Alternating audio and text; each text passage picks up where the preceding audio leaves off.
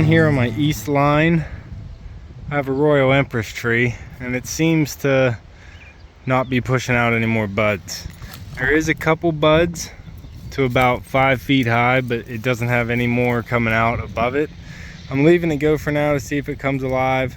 As you can see down here, there is more coming out of the bottom of the trunk, but I'm also leaving this new sprout that came up just in case this one is dead. I'm leaving that one go, and I'm breaking off all the other ones.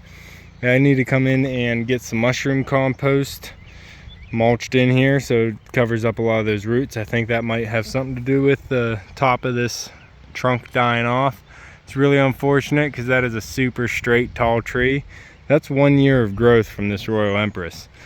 That's an easy 15 feet. I think I even dropped the tape on here and measured it last year. We got some wild bell hyacinths blooming here, which are fiddling out right now. We also have some white bearded iris blooming up here as well. Some more iris on the other side and some more colors coming in soon with the buds. The next tree on the line is the Autumn Blaze red maple, and this is the 3rd year for this tree, or it was going to be, until the deer came in and killed it this winter. Came in and rubbed all the bark off all the way down to bare, took all the candium layer off. So you can see it regenerating here from the bottom, but everything above the buck rub is dead. So this tree will be pulled out and saved. I will put this somewhere else, but I really want tall trees on this line, and I want them soon.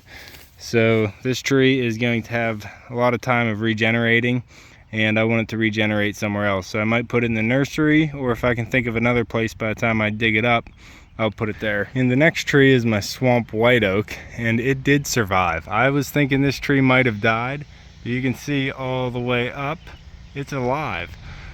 So this tree is actually gonna stay here. You can see it had also a buck rub, pretty bad one.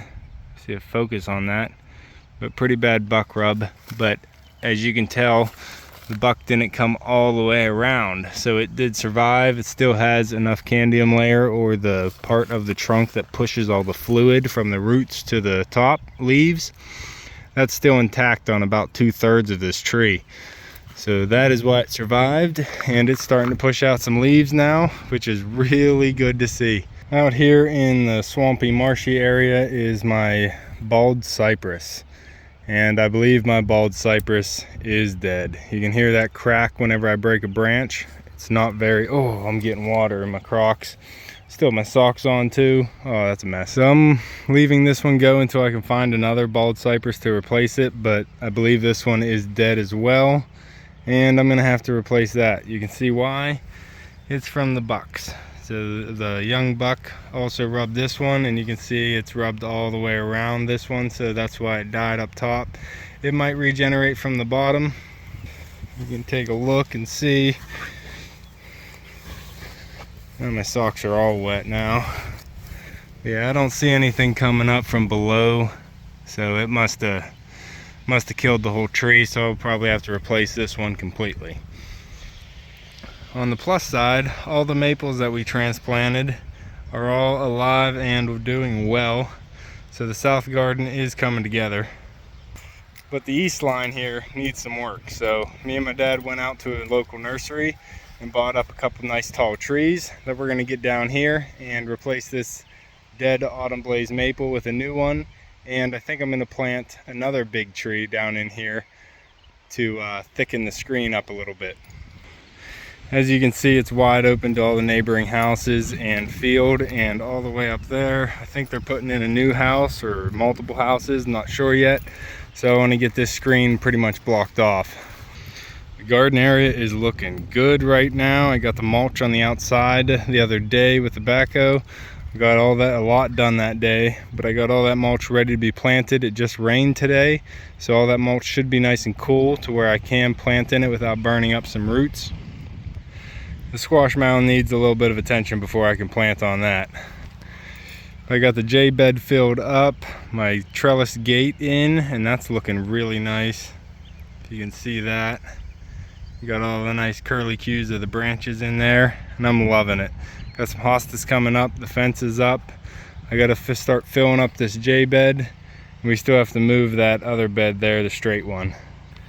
We have chives from last year that are blooming beautifully. I have more of the wild bell hyacinths blooming in this circle ring, the pollinator ring I call it, and it got a new addition. I finally got my pineapple bird bath, and I love it down here. It's real small, so it fits into the landscape perfectly, and I just like having a source of water down here. High intensity bed is coming up beautifully. We do have some spotty germination with the carrots, but it's not too bad. I've had worse germination with carrots. The rest of it's looking really nice and thick, and I'm probably getting ready for our first harvest of the radishes. I'm letting the asparagus go and fern out. You can still break off some of these and eat them. They're still really good, the smaller pieces, but a lot of them are stalking up and getting real thick, so we're letting them go. We still have garlic coming up in here and some peas. I'm going to show you a little bit of footage that we got from the nursery we went to. It has a lot of nice plants, a lot better than compared to your box stores, and at pretty good pricing.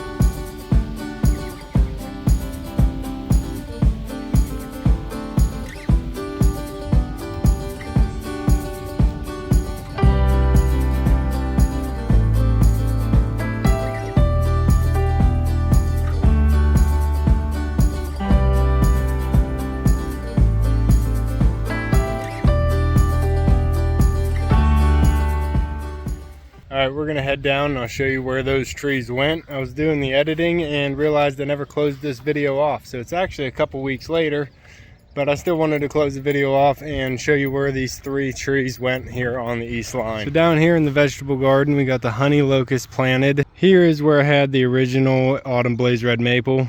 I put the honey locust just left of that to split the difference between the empress tree. Then we have the honey locust, autumn blaze red maple, and then my swamp white oak that still was alive. The swamp white oak is looking really good now. You can see it leafed out completely. The autumn blaze red maple is looking nice and tall. I'm trying to keep it watered. Just watered it this morning because I watered all the pumpkins on the squash mound. We got those planted out yesterday, so be on the lookout for that video. I still have to dig up the old autumn blaze red maple, so I'm leaving it there for now because I don't know where it's going to go, and I don't want to dig it up while it's regenerating like this. It'll have a better chance of regenerating fully with the original root system still intact in the ground. I've also been watering the honey locust to keep it nice, bright, and yellow, and it's looking really nice. I've decided that it's not leafing out all the way up, so I'm going to come in here with a DeWalt chainsaw, cut out this old taller trunk, and I'm going to let this big one go that's coming up right next to it. I want to keep busting off all these branches that it's putting out because I don't want any branches this low, so just come in here, twist them both ways, just like you would take suckers off a tomato. You can pop all these little branches right off. So I'm gonna have to come in here and clean this one up so I can let this one go. Look how big these leaves get. I'll get my shadow out of the way, but I have 10-inch hands, so this is a 2-foot leaf. Easy, definitely 20-25 inches easy across this leaf. They're all really big leaves. You can see I have 10-inch hands, pinky to thumb, so that is a good 24, 25, maybe even 26 inches across just that one leaf. While the tree is small, it puts off really big leaves, and then as the tree gets bigger, it puts off smaller leaves. So if you want big leaves like the tropical look here, then you would want to keep cutting it down and letting it regrow nice and small like this, so it can put all its energy into making big leaves instead of making nice big height. The last one we got planted is the oak tree, so we're going to go ahead and leave the vegetable garden and go out front to where the oak tree is planted out now. So the oak tree wound up out here along the hydrangea row and the holly row because we lost one holly, so I replaced it with the big oak here. It's still the east line, but it's out front. It got wind burn on the way home because we didn't have it wrapped up or anything, just in the bed of the truck. So it's coming back from the wind burn and it's looking nice and healthy. I'm also getting this one to stay watered. You can see it's still moist from the morning. This trunk has a lot of interest to it. It's real knobby and wrinkly. It has a lot of texture to it that's just a little bit different than other trunks that you see. So this will be cool to see how it grows up, if it's just like this on the younger trunk, or if it's going to maintain those bumps and knobs whenever it gets a lot bigger. So that's all for this one. I just want to wrap up and show you where the trees went. Me and my dad got these planted by hand. We didn't use the backhoe because they're smaller trees, so we were able to just dig the hole by hand, get them planted with some compost in the bottom of the hole, and hopefully they're going to take off and do well this year. You can see me and Echo on the next one. Thanks for watching. Go.